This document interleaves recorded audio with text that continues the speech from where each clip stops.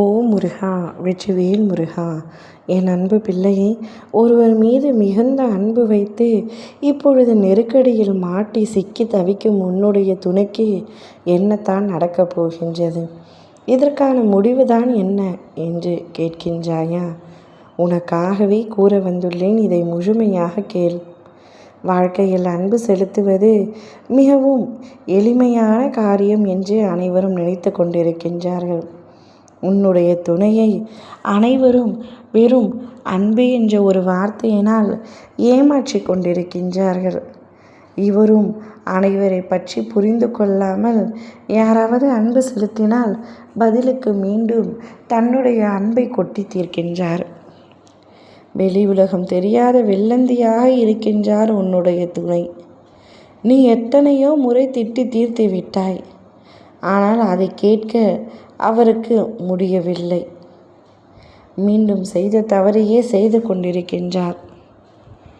அன்பு செலுத்தி மிகவும் நெருக்கடியான சூழலில் வந்து மாட்டிக்கொள்ளப் போகின்றார். யார் மீது அன்பு செலுத்தினால் என்று கேட்கின்றாயா? அவருடைய குடும்பத்தினரிடத்தில் அன்பு செலுத்தியதனால்தான்.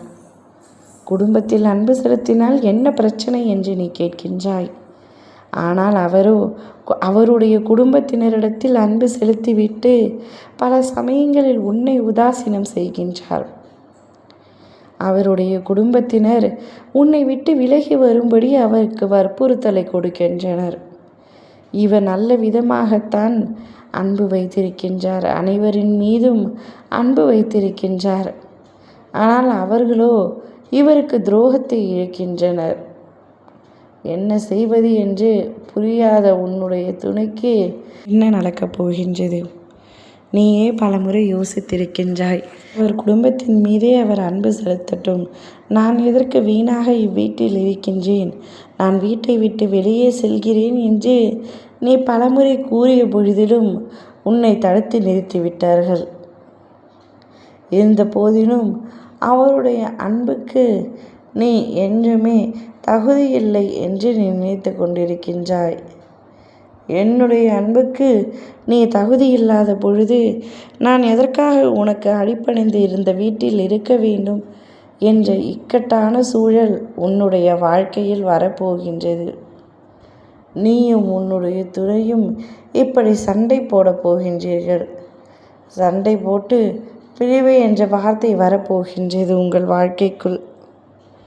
எது வர வேண்டாம் என்று நினைத்தேனோ, எது நடக்கக்கூடாது என்று நினைத்தேனோ அதுவே நடக்கப் போகின்றது. ஆனால் எத்தனை சூழல் வந்தாலும் உன்னவரை நான் காப்பாற்றியே தீருவேன். இதில் எவ்வித மாற்றமும் இல்லை. நீ கவலைப்படாமல் நிம்மதியாக இரு. ஓ முருகா! வெற்றிவேல் முருகா!